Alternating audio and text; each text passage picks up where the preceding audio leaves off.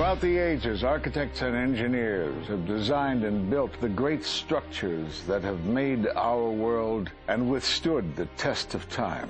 Hi, I'm Ed Asner. Welcome to Architects and Engineers. Let's look now at modern steel frame buildings. This is the Empire State Building, a marvel of modern architecture. It was built to last. Architects and engineers of today use computers to design and engineer buildings that will endure the forces of nature, such as earthquakes, fires, and hurricanes. This modern skyscraper was also built to last.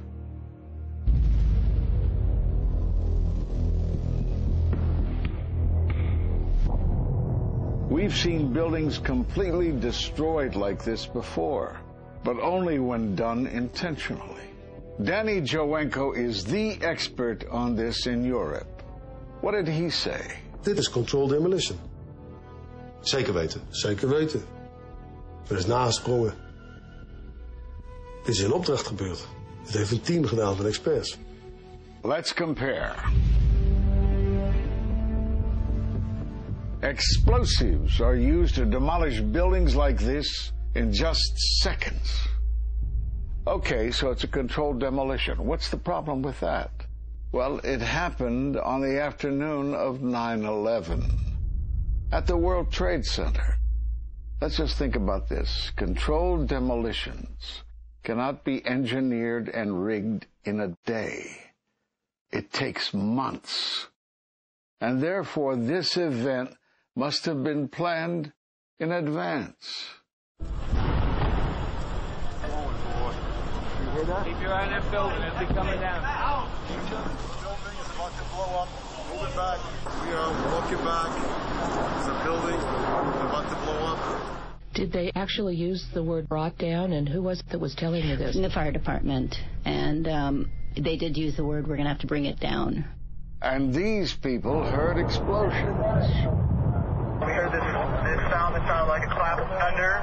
It looked like there was a shock wave ripping through the building, and the windows all busted out. About a second later, the bottom floor caves out. The building followed after that. He takes his hand off, and you hear 3, 2, 1, and it was boom, boom, boom, boom, boom. And these reporters recognized it as a controlled demolition. And I turned in time to see what looked like a skyscraper implosion. It looked like it had been done by a demolition crew. The whole thing just collapsing down on itself. For the third time today, it's reminiscent of those pictures we've all seen too much on television before, when a building was deliberately destroyed by well-placed dynamite to knock it down. It was almost as if it were a planned implosion. It just pancaked. So what's the problem if this was a planned demolition? Well, we are told by government agencies that this building came down as a result of normal office fires. The National Institute of Standards and Technology produced their final report in 2008. World Trade Center 7 collapsed because of fires fueled by office furnishings. It did not collapse from explosives or from fuel oil fires. Well, what do you think brought down the building? And what caught my eye is more than 1,300 architects and engineers examine the evidence about Building 7's collapse and disagree with the official report issued by the National Institute of Standards and Technology. I certainly am much more open-minded about it than I was, and it is because of the involvement of the 9/11 families and all these engineers and architects. You are about to hear from architect of 23 years, Richard Gage, AIA, member of the American Institute of Architects and founder of Architects and Engineers for 9/11 Truth. Now there are more than 1,500 architects and engineers who say that it could not have been brought down by office fires. They are backed by 9/11 family members who are calling for an independent, unbiased investigation. I'm Richard Gage. Fires have never before caused the collapse of any skyscraper. even though there are numerous examples of much hotter, larger, and longer-lasting fires in these buildings. And in the case of Building 7, the fire that NIST said started the collapse had actually burned out over an hour before. It could not have caused the collapse, as NIST claims. Yet this 47-story, modern steel-framed skyscraper, which was not hit by an airplane, collapses mostly into its own footprint like a house of cards, as fast as a bowling ball falling off the side of the building, in just under 7 seconds. Listen to the experts. Building number 7 descended in free fall for the first 100 feet, which means that there was absolutely no resistance to the descent whatsoever. NIST has admitted it went into free fall for 8 stories. And going from motionless to free fall instantly, that's a bothersome part of the puzzle because NIST never explained it. We've got a building that came down in its own footprint, so all of the columns really needed to be severed at the same time in order for that structure to fall the way that we saw. The symmetry is the smoking gun. The whole building completely comes down in one continuous motion. There couldn't have been any structural resistance. According to NIST, the failure occurred at column 79 on level 12. They're talking about a single columnar collapse or failure that resulted in a total collapse of the building. It is possible that you could have a local failure as a result of a connection failing. But the likelihood of that failure dragging the entire building in such a fashion that all the columns would fail at the same time is an impossibility. Impossibility? Yes. What I saw, it was a classic implosion. The center of the core, the penthouse area, starts to move first, and then the building follows along with it. I'd like to know why NIST excluded the document from FEMA in Appendix C that documented the evidence of melting steel. Why is this forensic evidence not being included in the report? In an office fire, you cannot generate enough heat to melt steel. And yet we have evidence of molten iron.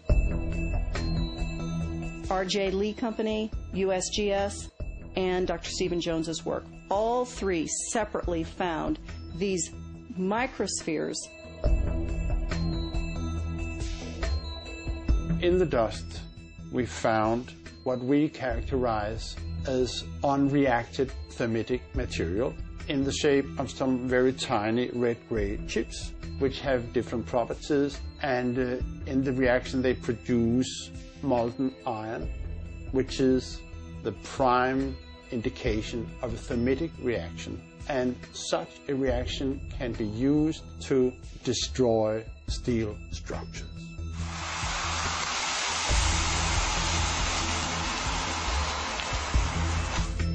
What we have found is a modern version of thermite, which we call nanothermite. There were these iron microspheres present in all of the dust samples that needed to have been formed in extremely high temperatures. I've independently seen thermitic activity within 2 separate independent samples of World Trade Center dust. My contention, based on finding thermite residue in the dust, is that it happened before. It didn't happen after in the fires that ensued in the rubble pile afterwards. All the characteristics of the microspheres tell me that thermite was involved in melting those steel beams.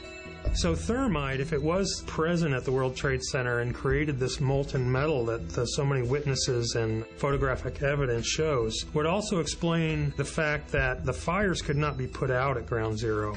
The only thing that is consistent with all of the evidence that we have that could cause such a thing is the use of thermite to cut through the steel. You'd get down below and you'd see molten steel running down the channel rails. Like you're in a foundry. Yeah. Like lava. Like it was lava from a volcano. Well, the manual gets into thermite, and if it says if you have melted steel or concrete, which we had on 9/11. We should test for it. This fused element of steel, molten steel and concrete and all of these things all fused by the heat into one single element.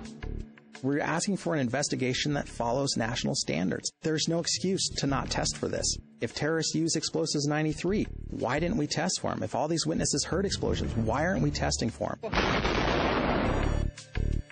NIST concedes that they found no evidence for explosives. So then we asked them, well, did you look? And they said, no, we did not look for explosives or residues of explosives. So the preconceived notion of NIST is that there's no evidence for explosives, and so there's no point in looking. That is the most unscientific thing that you can possibly think of, not to look because you don't expect to find evidence, and in fact the evidence is overwhelming.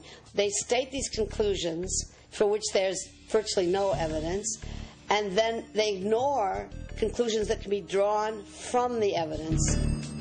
The Freedom of Information Act request to NIST was denied with the claim that releasing this data might jeopardize public safety. How could it possibly jeopardize public safety? The destruction of evidence was a criminal act in itself. It was already being carted away and destroyed when the FEMA investigators got there about a month after September 11th. You can't do science when you are deprived of the evidence and when your hypothesis is the least valid instead of the most likely. When the most likely hypothesis in the case of Building 7 wasn't even mentioned. This is not science. The scientific forensic evidence, ignored by NIST, but carefully reviewed by teams of technical professionals, corroborates the hypothesis of explosive controlled demolition. We traveled to 21 foreign countries and 32 American cities, bringing this evidence to the attention of the public. And we're backed by 9/11 family members and other concerned citizens who are calling for an independent, unbiased investigation. I'm a family member trying to find out the answers to the murder of 3,000 plus people. The bottom line is that it needs to be investigated properly. Please look at architects and engineers. People all around the world, scientists all around the world, are questioning this. And there's some deep, deep explaining to do. It took some kind of consciousness raising on my part before I was willing to look at the possibilities. And really, you need to go where the evidence leads.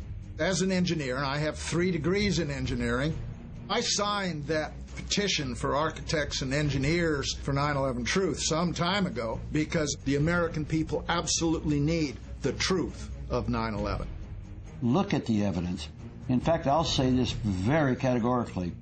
Any reasonable person who looks at the evidence that's been brought forward has got to come away with the feeling that something has to be done, a real investigation has to be put forward. We will never heal. This country will never, ever, ever forget that day. We have to demand a new investigation. I want justice here. The country owns this. We were all victims. You all should want answers. It's not just ours, not just mine. We all lost something that day.